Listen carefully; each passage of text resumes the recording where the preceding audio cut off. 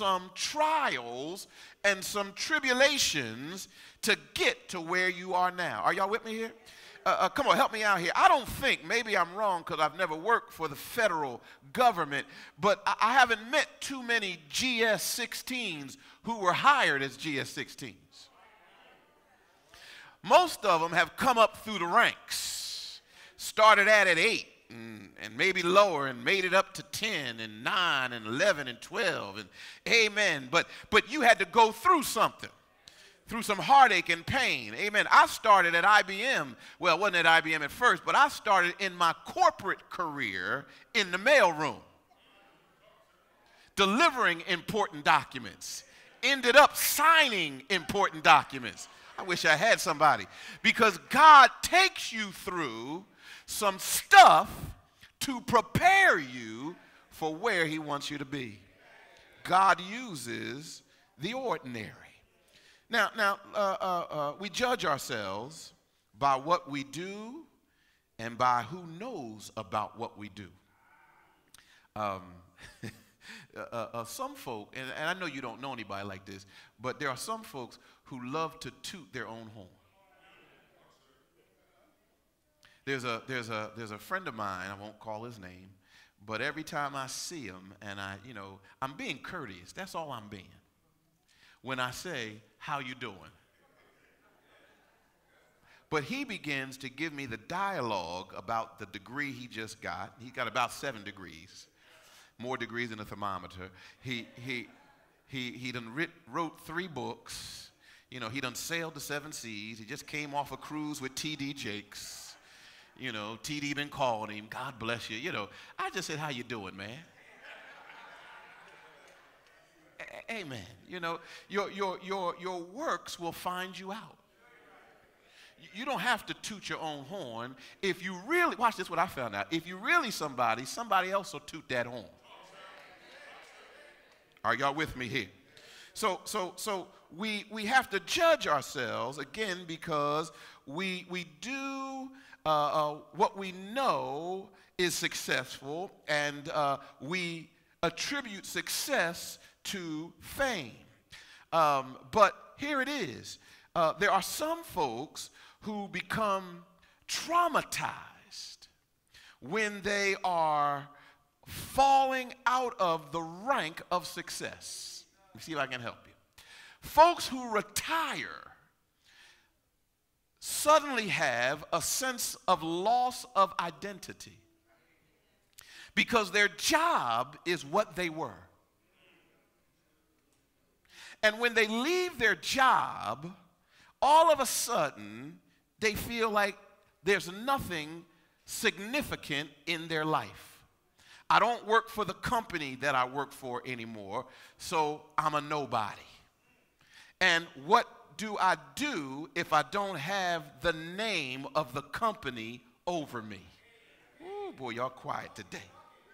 Now, God looks at us and wants us to understand that it's not about what we do when it comes to his availability, his following, but it's about our faithfulness of how we execute the work that he has given us, and the work that remains that he's given us may be unknown. God ordains the ordinary work. Let me see if I can help you. Look at the text this morning. God honors the unknown for their willingness. Look at verse number 1. Now the leaders of the people dwelt at Jerusalem, and the rest of the people cast lot to bring out 1 out of every 10 to dwell in Jerusalem. Stop right there for a second. Back in chapter 7, if you remember, the walls were being built. The people of Israel had been out of Jerusalem for approximately 96 years. They were in captivity. And then after captivity, it took Jeremiah several years to get to Jerusalem. Nehemiah several years to get to Jerusalem. So in total, it was about 190 plus years that Jerusalem went unoccupied. When they got there, if you remember, it was burning, it was in desolation, debris, and they set out for the task of building up the wall. Now watch, here's what happened. While they're building the wall, folks began to also build homes for themselves. However, the homes they built were not in Jerusalem, but on the outskirts of Jerusalem. It reminds me, if you will, they built suburbs around Jerusalem, and they lived in the suburbs. Y'all got quiet on me. See, some of us think it's the suburbs where the stuff happens, where there's peace and quiet, where there's no crime, where there's no black folks and Negroes. But unfortunately, what you find is that we live in the suburbs. And guess what's also in the suburbs? Crime, us's. I made a joke. Let me see if I can make it clear. I made a joke when we first moved here to Maryland and where we live currently and where I came from. I came from Coatesville, Pennsylvania, and it's outskirts of Philadelphia. I wouldn't call it the suburbs. It was just an outskirts of Philadelphia. And it was a steel town at one time, and people lived in Coatesville for the steel mills. Steel mill closed down, and the town started going down. But anyway, we lived in a neighborhood, and this is no lie, where every morning we would hear a rooster crow. That was our wake-up call. Man, you have arrived when you hear roosters crowing. And I used to make a joke when I moved out to Coatesville that I couldn't sleep because I came from Philadelphia to Coatesville. And in Philadelphia, I was looking out the window every 3 minutes because I thought somebody was stealing my car. Amen. Y'all forgive me. I just came from Philly. I was there a week, and I was looking out the window every minute, thinking somebody was stealing my car. And so I used to joke, here it is, that I had to play the sounds of sirens and boom boxes and folks cussing so I can get a good night's sleep. Because it was too quiet with the roosters and the cows in Coatesville. And then when I moved here, the neighborhood was quiet, and I had already gotten used to quiet. I was okay. But now, all of a sudden, in glorious Prince George's County, I'm hearing sirens and folks cussing. And I'm checking my window to see if somebody's stealing my car. The grass isn't always greener in the suburbs. Are you with me here? The people of Israel built homes on the outskirts of the city, and that's where most of them were living. When we get to chapter 11, the wall is built, the place is spruced up, the city is ready for occupation, but folks don't want to come back to to the city. You notice how, let me see if I can say this without getting in trouble. You notice how once we move out, they start fixing up so others can move in? Maybe y'all didn't know, okay, that's another song. The place is spruced up. Jerusalem is ready for occupation, but nobody wants to move in the city. And so what they did was they took a lottery, if you will. They drew lots. And for every 10 people, one had to go and live in Jerusalem. Are you with me here? Now, here's what it says. It says, come on, verse number 1, the leaders of the people were already living in Jerusalem. All the leaders were living in Jerusalem. Now we need folk to lead. So they took lots for them to come back. And there was one group that said, hey, don't worry about that, we'll go.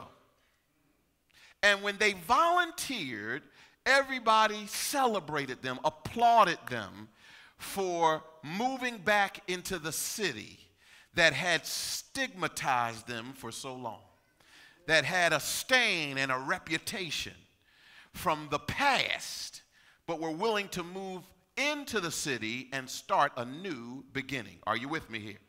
And so what God was doing is he was honoring the unknown for their willingness. Pastor, why do you keep saying that? Here it is. Because it never mentions who the ones are that decided to go back to the city. Meaning what? They didn't want a plaque. They didn't want to be honored. They didn't want a special day. They just said, we'll go back and we'll occupy the city. And God honors them. Now watch this. Here it is. He honors those who are unknown and willing. It says they offered or volunteered themselves to move from the suburbs into Jerusalem. Now, here it is. It says, let me read the word. Now, the leaders of the people dwell in Jerusalem. The rest of the people cast lots to bring one of them out, the holy city. And the people blessed all the men, here it is, who willingly offered. Do y'all see that there?